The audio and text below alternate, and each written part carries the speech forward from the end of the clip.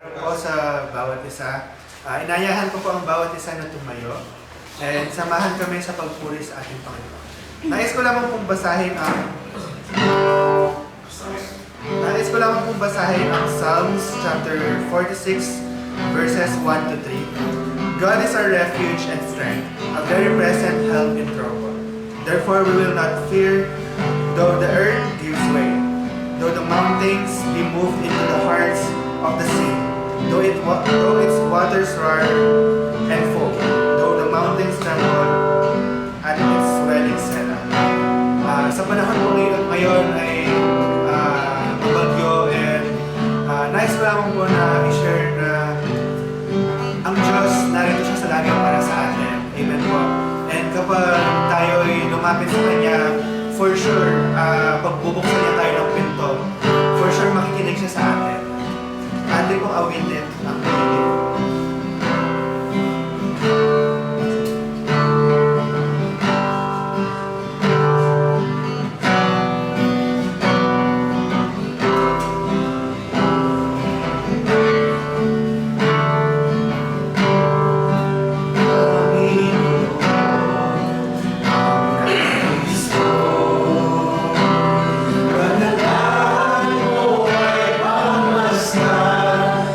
Pag-ibig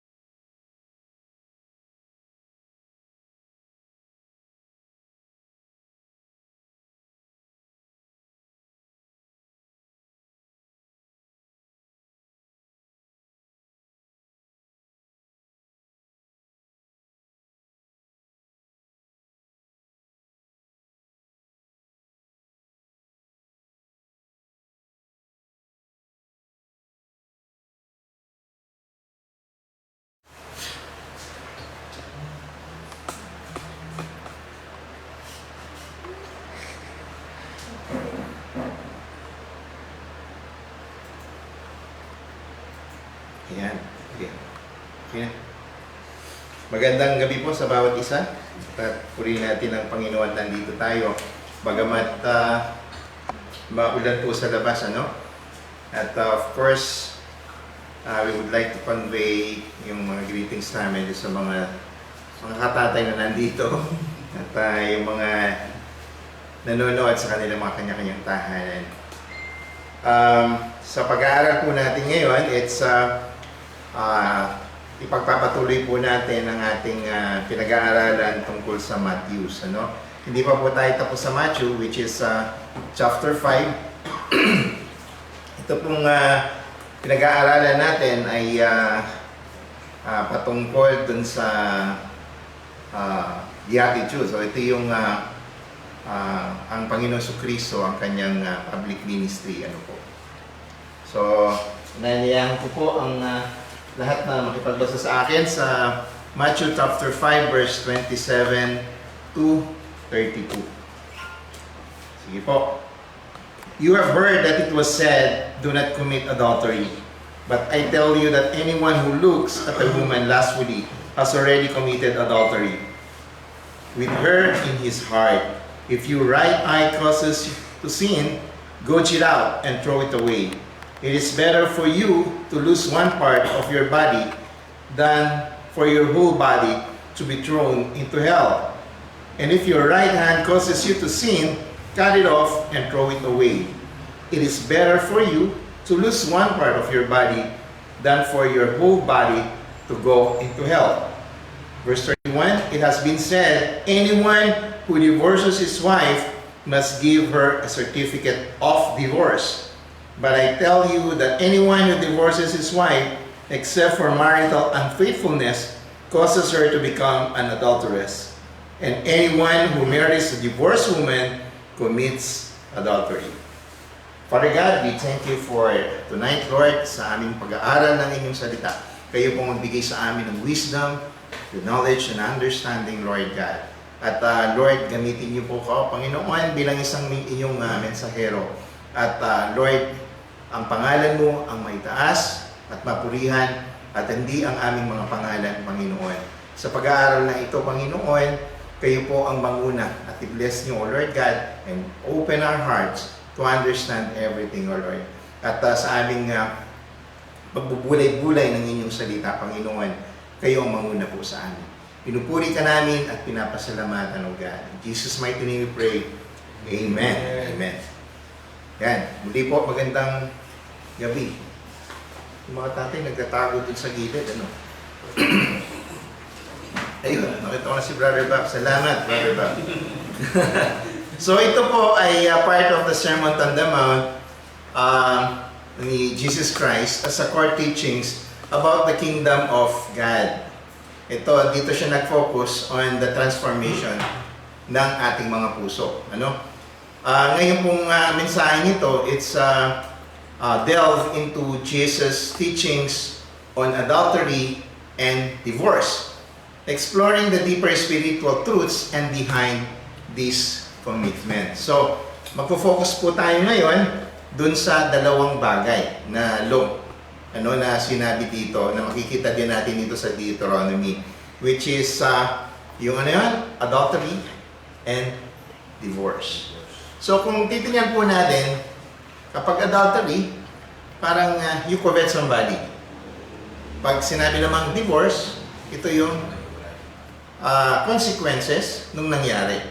So parang naghiwalay. Parang ganun po. So, sa verse 27 po dito, actually po yung ating pag-aaralan ngayon ay binigyan ko ng title, which is Purity of the Heart and Fidelity in Relationship. Ayan. So, meron po tayong ilan ba ito? Isa, dalawa, tatlong point na pag-aaralan dito.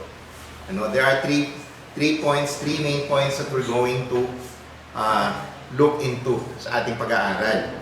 Unang-una po, which is in verse 27 to 28, is our main point. Number one is the heart of the law, beyond the letter. Ano po? Beyond the letter. Sabi po sa verse 27, you have heard that it was said, you shall not commit adultery. Saan po natin mababasa ito sa sa Old Testament? Ito po ay makikita natin sa Exodus chapter 20, where this commandment is first given as part of the Ten Commandments.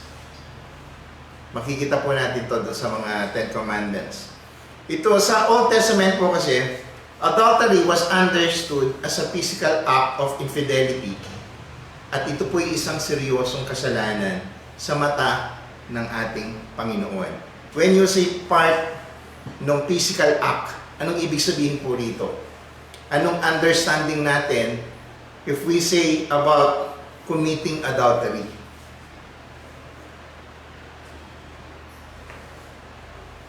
When we say physical act of infidelity.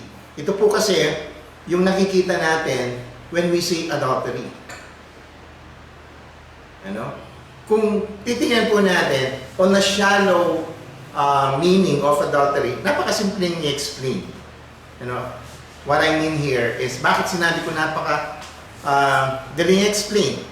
So, isang babae, isang lalaki na hindi mag-asawa, na may pareho sa mag-asawa, and they were seen together, and they're having an affair, that's adultery already. So, as a physical act, meron pong merong proof. Nakita mo na yung babae at lalaki nagsama. Base po dun sa pagkakaalam dun sa Old Testament. But in verse 28 po, sabi, but I tell you that anyone who looks at a woman lustfully has already committed adultery with her in his heart. Dito po kasi, kung babalikan po natin yung una nating pinag-aaralan, yung last time na pinag-aaralan natin, kung natatandaan nyo. Hindi po inabolish ni Jesus Christ yung law. Kung hindi, lalo niyang in-expound yung pagkakaalam natin dun sa law yun. So, in-explain niya properly, it's not just a mere fact of having an adultery. Kaya po sa verse 28, sabi dito, but I tell you that anyone who looks at a woman lustfully has already committed adultery with her in his heart. Anong ibig sabihin dito? Jesus deepens the understanding of adultery, shifting the focus from external actions to internal desires. So, paano po yun? External to internal desires. Yung external, may nakikita ka. Which is what? Yung proof. External, meaning, yung physical act na sinasabi nga po natin kanina, So, nagkita yung dalawa. So, you already have a proof. So, parang, babae, lalaki, nagsama, which is, may sarili silang asawa at nagkaroon sila ng relasyon, it's a proof that they're committing adultery. That's external. Ako po natin. External. And internal, anong ibig sabihin dito when you say internal? Internal, wala ka pang ginagawa.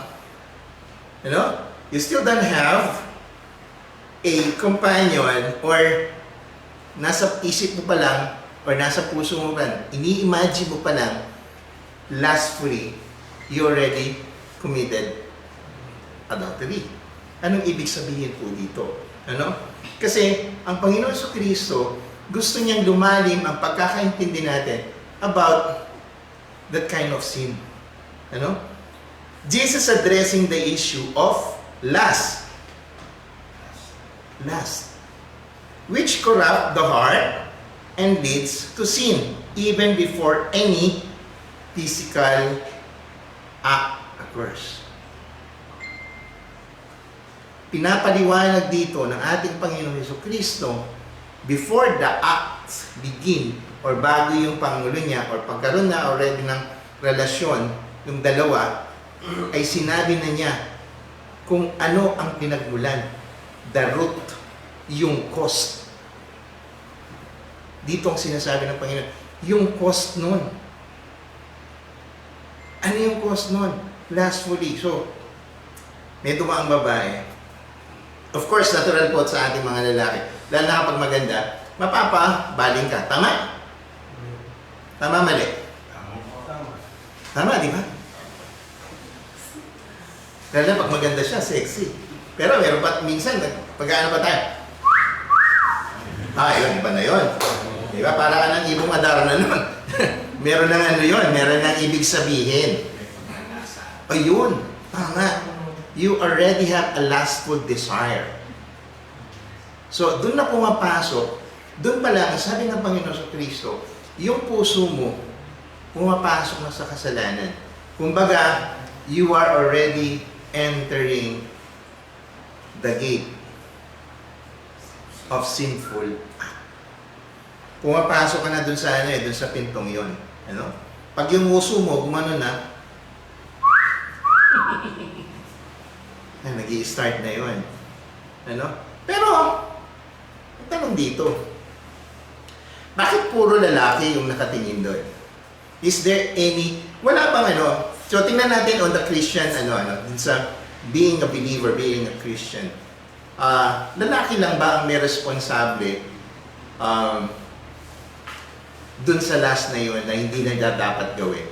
Tatanungin ko kayo, may ano ba, meron bang, ang babae, meron ba siyang kailangan ba na ang lalaki lang ang umiwas pagdating sa ganun?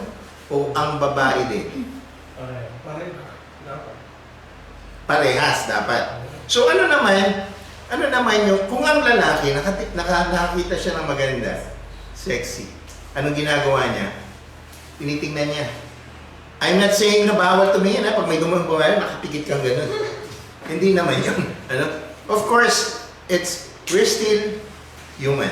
Automatic yun eh. But, yung second phase na gagawin mo, yun na yung sama. Pero napatingin ka, napahanga ka, maganda siya eh. Diba? Kahit naman sa isang kotse, dumaan, motor na maganda. Ako, pag may dumaan maganda mo, diba? Mga ganun. Diba? So, kung yung lalaki, ganun yung part niya, na dapat umiwas siya, dun sa lustful act na yun, sa pagtingin niyang ganun, sa mga babae na naman. Sa mga part ng babae naman, anong dapat gawin? Ang babae ba, ganun din, may dumaan ako, o dumaan si Brother Bob, ganito kalakit siya namin, gaganon din ba sila? Sa tingin niyo? O kaya dumaan kasing katawan ko si Arnold Schwarzenegger. Diba? Ano sa tingin niyo, ano ng babae? Apex. Ganon din ba? Pag ako dumaan, sasabihin niya, 1 pack. Ano?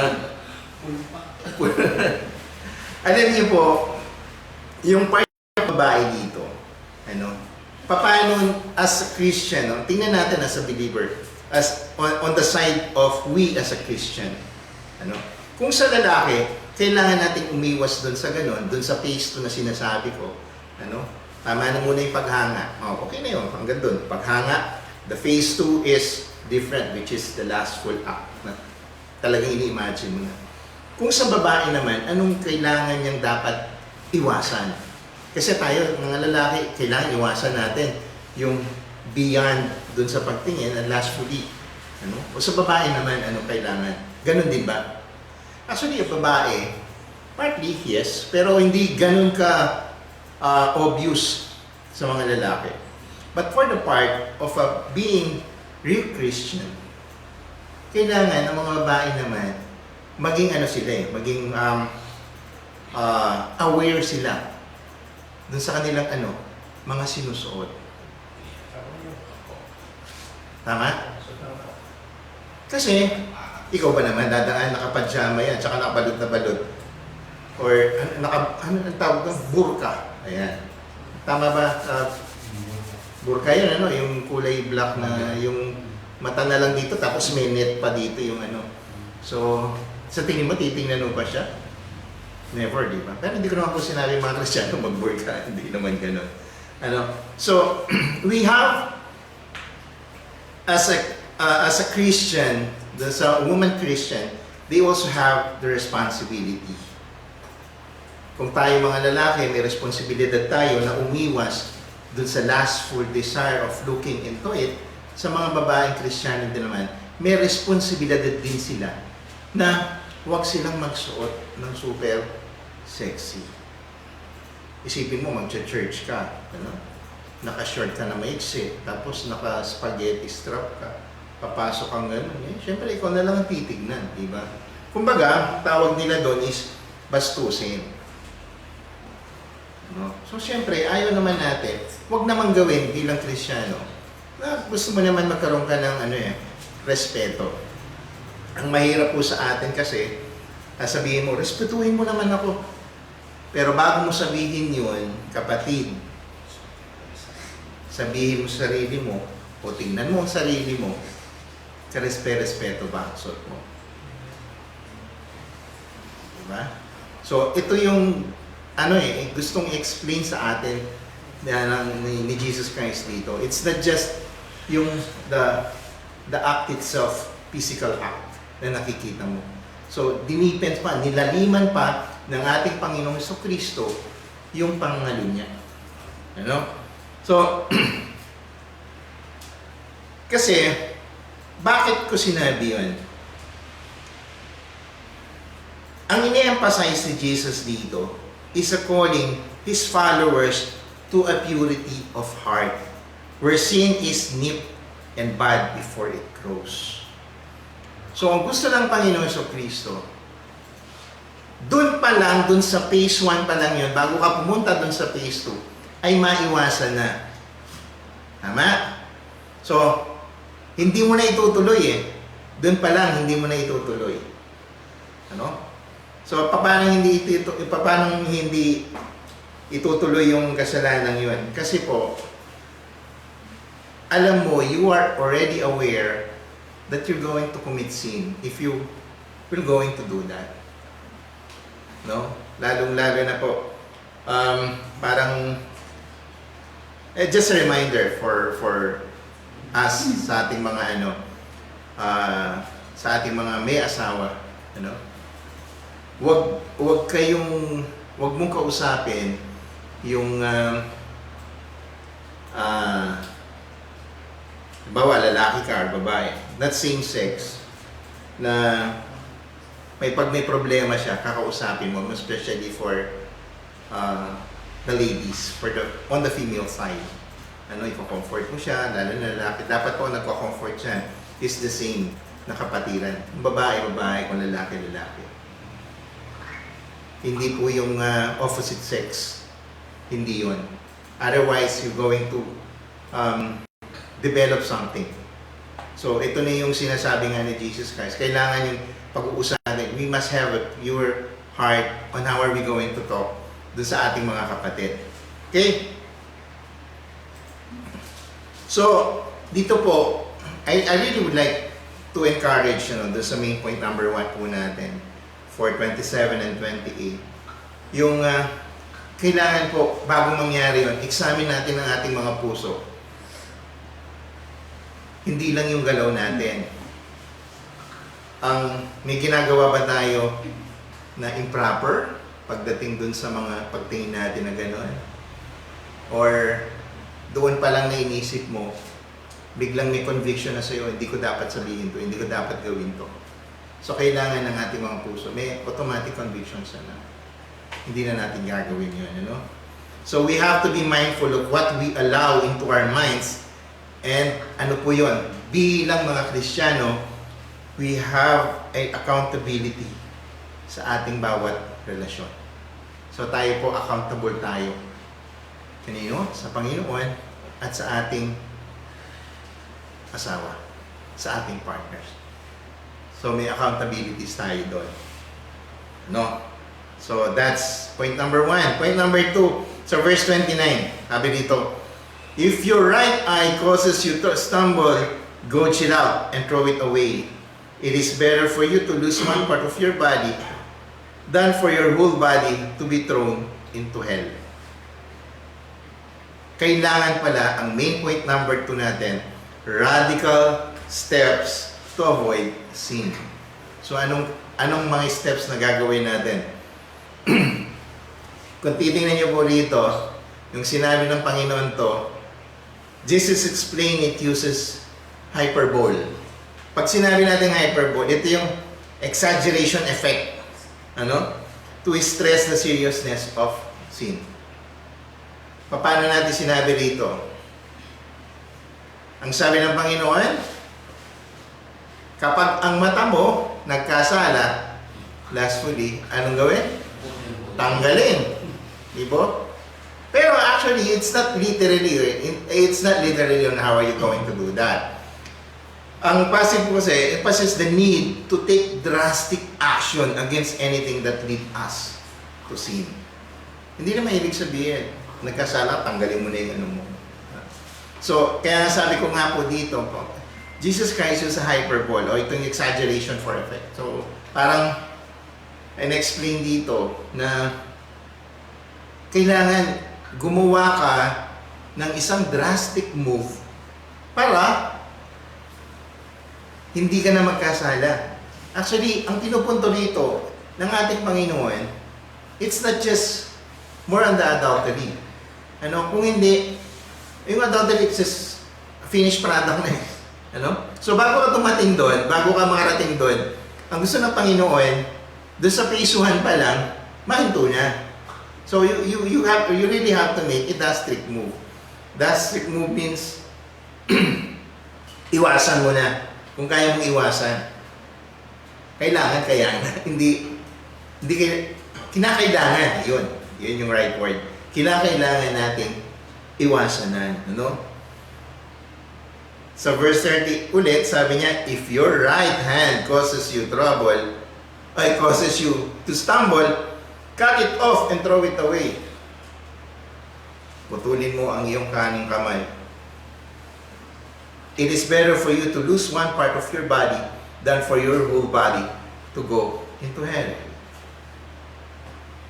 Reiterate na po dito, radical action na naman yung sinasabi dito. Kasi, first is the eye. Pag sa mata nakita mo, lustfully. Then the eye, the hands, take what? The actions. Sometimes avoiding sin requires making difficult choices. Like cutting off a harmful relationship or abandoning a tempting habit. So, sige po. Sabi ko nga sa inyo kanina, Jesus Christ is not just pointing out dun sa adultery dito. Sabi ko, adultery is already the finished product. Pagkakasala. So gusto ng Panginoong Jesucristo, dito pa lang sa phase 1 na yan, mahinto na yan. Let's go. Kaya sabi, cut it away. Pag yung mata mo, tanggalin mo. Pag ang kamay, putulin mo. Ngayon, tanong ko sa inyo, meron tayong mga kasalanan before that it's hard for us or naging habit natin that we are struggling na iwasan. Kagaya ng sugat. Kapag may nagyaya sa'yo, punta tayong casino. Tapos, siyempre, casino, pag nanalo ka, first visit luck, parang gano'n, meron po silang gano'n. First time luck, sorry. First time luck, yung first time mo visit, yun, nag-umpisa na yun. Hanggang dun sa mabaon ka na doon. Sinong karelasyon mo yan? Yung casino na. Sugal na. Ngayon, mahirap ka nang hugutin doon. Second, meron marami. Drugs. Alcoholism. Yan. Bisyo. Sigarilyo. Hirap na hirap ka na alisin yan. Bakit? Dahil saan nag-umpisa? Nagsimula sa patikim-tikim. Nagsimulang lumalim. Diba? May kantang gano'n.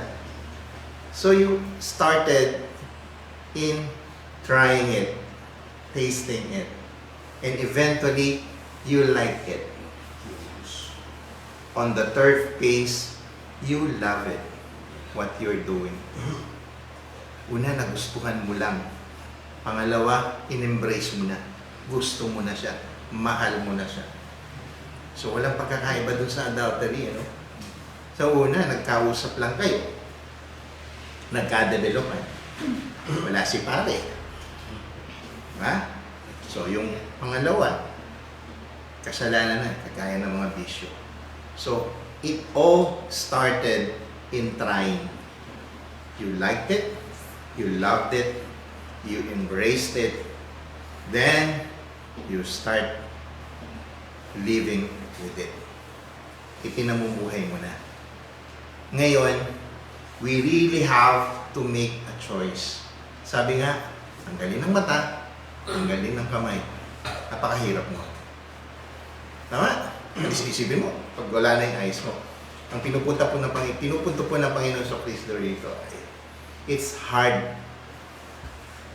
Mahirap. Ano? But, we really have to cut it. Kailangan natin putulin. Abandoning a tempting habit. Oh, ano yung habit na yun? Hindi ko maalis eh. Brother Bob, gusto ko talaga gin eh, pag umaga. Pag magkakape ako, kailangan merong kasamang ano yun. May kasamang ano yung Green Cross. Ay, alcohol na pala talaga. Kailangan, may yosi ako pag nagkakape ako eh. Ano? Hindi ko maalis eh. Diba? Pag gabi, hindi ako makatulog. Kailangan ko ng ano eh. Kailangan ko ng kabayo na sumisipa. Yung pulang kabayo. Hindi ako makatulog eh. So you have all the reason to say it. Ano? Of course, yung mga yon, kagaya nga po ng nasabi ko, it all started in tasting it. And you're going to end up loving it and living with it. Kaya nga, kailangan identify pa lang natin, ngayon pa lang, na-identify mo na, ano? Na, ano ba yung kahihinatnan ng gagawin kong ito kapag ginawa mo ito? So we as a Christian, we must be mindful of what we're going to do. Ano ba yung kahihinatnan nito pag ginawa ko ito?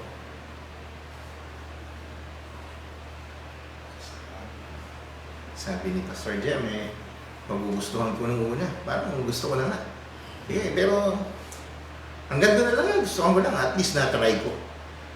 Pero, sabi nga dito, you have to be mindful doon sa umpisa pa lang. Ang point ni Jesus Christ dito, you don't have to go farther. Kasi po, ito yung finished product na. Yung kasalanan na ginagawa mo, na ipinamumuhay mo na. So, bago pa lang gawin, kumbaga sa produkto, pino-formulate pa lang yung produkto, tapusin mo na. Huwag mo nang umpisahan.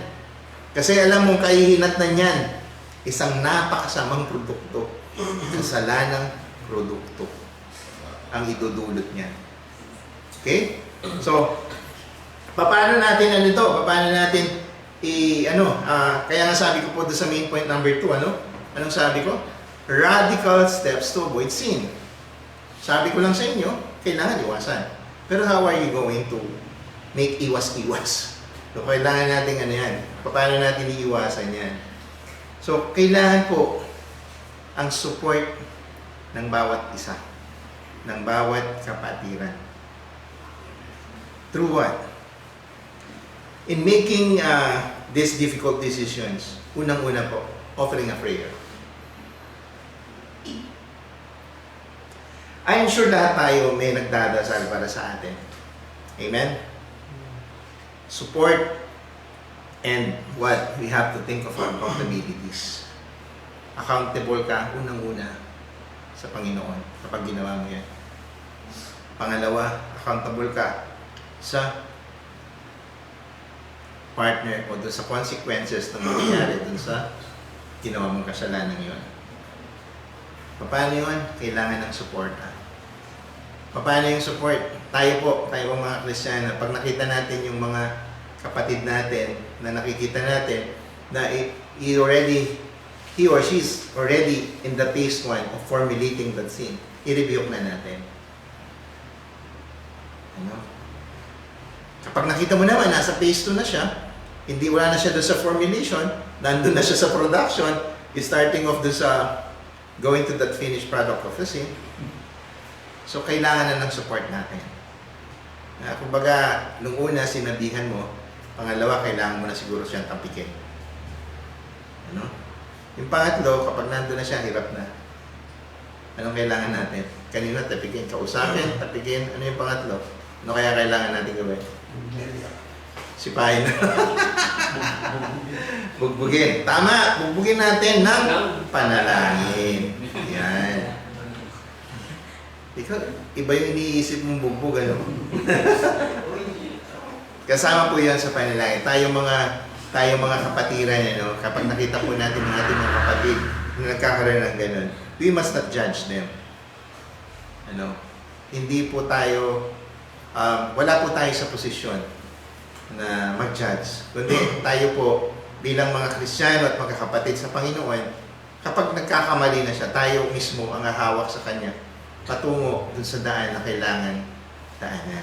Okay. Last. Main point number 3. The sanctity of marriage. Sabi sa verse 31, it has been said, anyone who divorces his wife must give her a certificate of divorce. Saan na naman po nagaling ito? It's a reference from Deuteronomy 24 verse 1 to 4. Ano? Where Moses permitted divorce under a certain condition. Kaya lang po dito, ang Panginoong Jesucristo, in-explain niya, some had twisted this allowance to justify easy divorce for tribal reasons. Ang nangyari po, ginamit ito, ano? Dahil sabi nila, biblical ba ang divorce? Tanungin ko po kayo. Sinabi dito, sinulat ni Moses, pwede mag-divorce eh. Tama po? Basahin niyo yung 24 ng Deuteronomy verse 1 to 4. Ano? May dahil sa katigasan ng nila, kaya pinayari mo pero sa panahon ni Jesus Christ.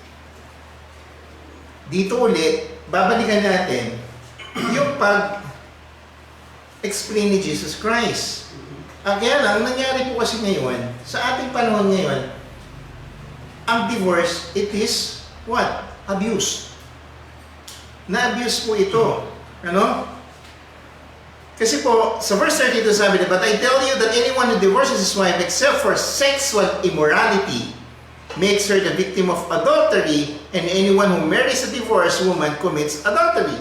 So, papasok na naman dito yung kasalanan, yung sa adultery. Ano yung una natin explain kanina.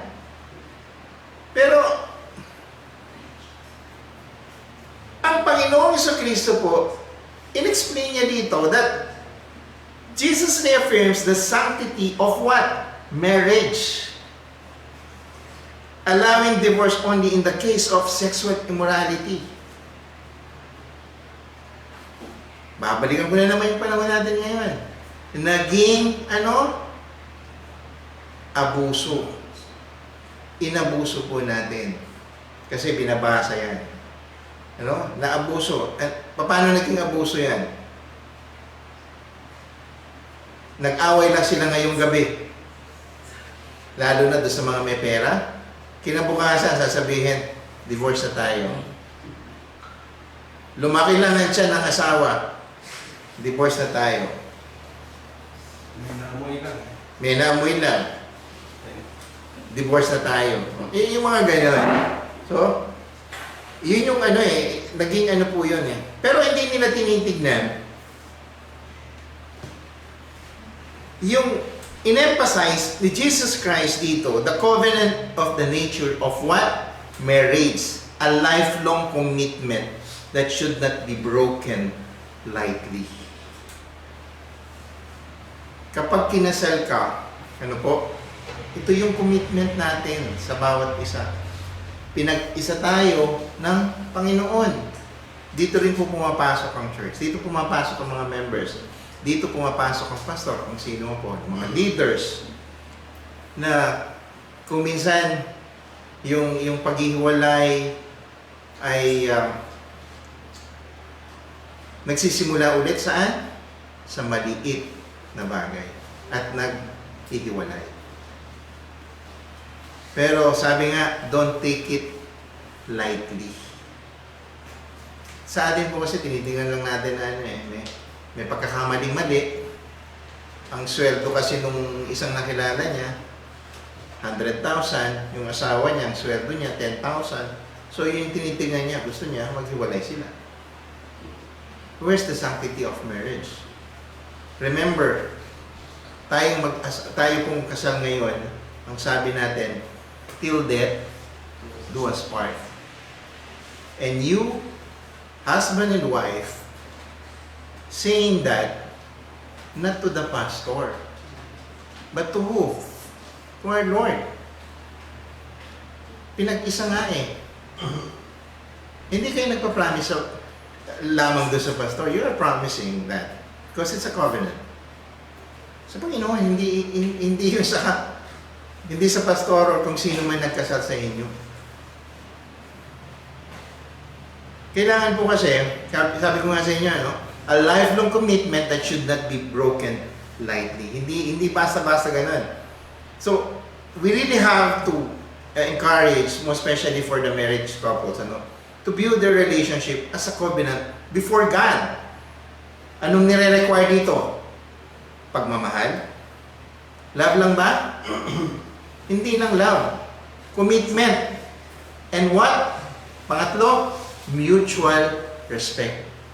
Ito po yung sinasabi ng Panginoon sa atin. You have to really commit yung pagmamahal mo at yung respeto. And it also,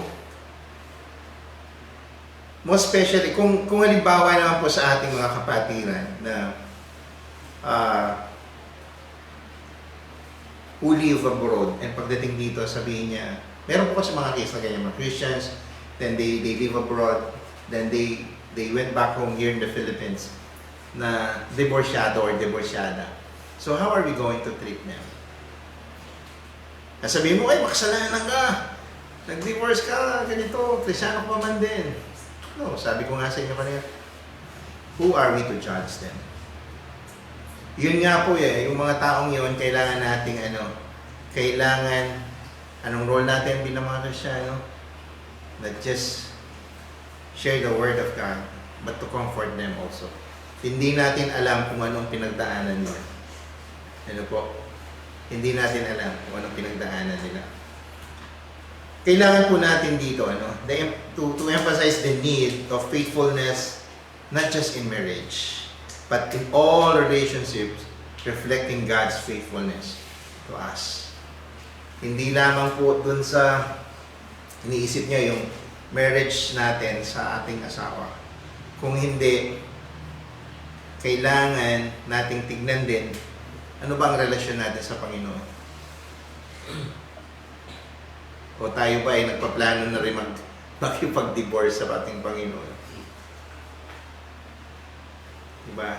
Yung pinoformulate mo pa lang kasalanan na. What more if you already done that? Yung action na yun. No? Dito po ako magtatapos. So, to recap our main points, we really have to look sa atin yung purity of our heart at yung importance ng radical steps natin to avoid sin.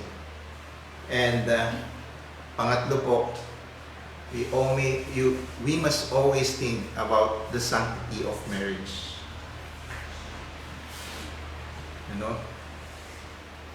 Kaya nga po, sabi ko sa inyo kanina, to live out the teachings by seeking God's help in guarding our hearts and honoring what?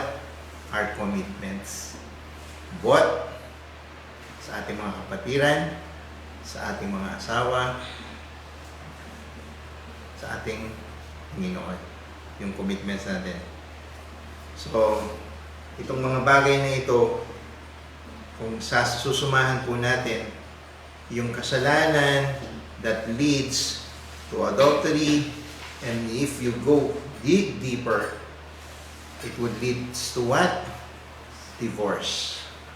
At so pag-formulate pa lamang po nito, nasa isip mo pa lang, ginagawa mo pa lang sa isip mo, na pumasok na sa puso mo, kasalanan na yon. Iyon ang gustong ipunto ng Panginoon. At dun pa lang, from that point on, kailangan what? Putulin na. That's why, sabi dito, we have to make a radical steps to cut it off. Sabi dito, gouge your eyes, cut your hand. So, ganyan po kaseryoso ang sinasabi ng Panginoon dito. Hindi lamang dun sa nakita mo yung babae, lalaki, they committed the act, adultery. Then, on the divorce side naman, yung adultery kasi, adultery, then the divorce is a fruit of adultery. And these two, yung adultery and divorce is what? Coming from the root of the initial phase of formulating a sin dun sa kasalanan na yun. Amen? So, kaya sabi ko po, bantayan natin ang ating mga puso. In short, tayo pong magkakapatid sa Panginoon ay magmahalan at magbantayan. Kapag wala yung pagmamahal, nagbabantay ka lang, ibig sabihin, barangay tanod ka, hindi ka Kristiyano. Ano? Or security guard ka. Pero kapag nagbabantay ka, may pagmamahal, yun ang Kristiyano. So, huwag mong hayaan na nagbabantay ka lang, security guard ka o barangay tanod lang. Ano? So, kailangan nagbabantayan ng may pagmamahalan. Amen. Let's pray. Father God, salamat po, Panginoon, sa aming napag-aralan ngayon na ang aming mga puso, Panginoon, ay nakatuon lamang sa inyo. At Lord, salamat sa salitang ito, sa mga naibahagi po namin at napag-aralan.